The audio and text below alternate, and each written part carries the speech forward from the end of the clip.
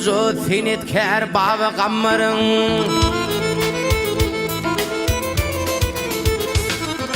Olgucu senitkär bağı gammarın Meher ahlasından dören tutarım Kaygı hasret senin buzip gövünür Ovazın yanlansa erer tutarım Kaygı hasret senin buzip gövünür Ovazın yanlansa erer tutarım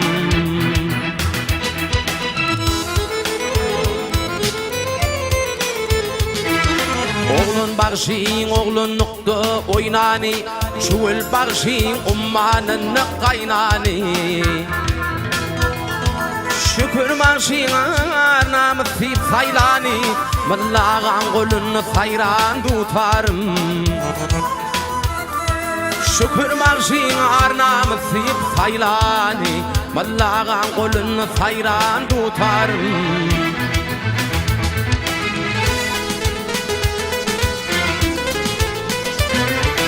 Perdelerine münglep mukam konmi Anhan oğlu seni dinlep kanmi Yanlanan kara delin yanmi Göz yaşlı bağrı gıryan tutarım Yanlanan kara delin yanmi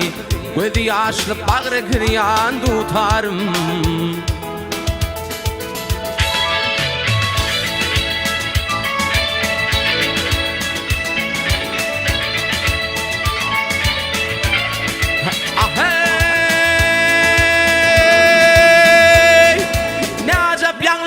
Pırlağın pendi Ne azıp yanlan ya pırlağın pendi Senedin hartaklan baynamız şimdi Handeket ufanın ufat perdendi Cep barbilin bağa giren tutarım Handeket ufanın ufat perdendi Cep barbilin bağa giren tutarım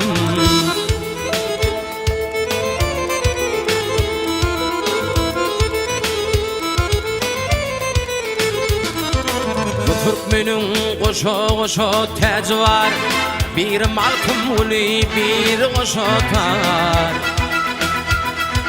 Şol koşa kudurdu cahan hridar Şöhradın cahana yayran tutarım Yanlanana kara delin yanmi Göz yaşlı bağrı gıryan tutarım Mallağın golünü sayran tutarım Cep barbilin bağa giren tutarım